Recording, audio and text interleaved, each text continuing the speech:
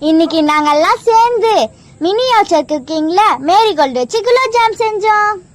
இதை நாங்கெல்லாம் எப்படி செஞ்சோன்னு பார்த்தீங்கன்னா, மேரிகோல்டு பிஸ்கெட்டில் தண்ணி ஊற்றிட்டு அதை 5 மினிட்ஸ் ஊறிட்டோன்னே கையாலே மெசிச்சுட்டு ரவுண்ட் பிடிச்சிட்டு எண்ணெயில் பொரிச்சு எடுத்துக்கோங்க.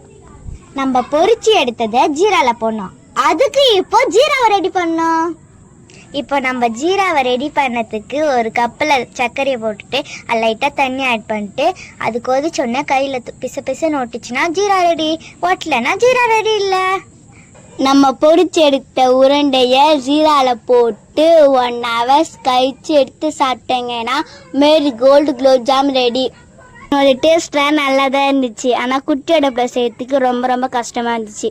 இதை செய்ய நாங்கள் ரொம்ப கஷ்டப்பட்டோம். இந்த வீடியோ உங்களுக்கு பிடிச்சிருந்துச்சுன்னா எங்கள் சேனலை மறக்காமல் லைக் பண்ணுங்க, சப்ஸ்கிரைப் பண்ணுங்க.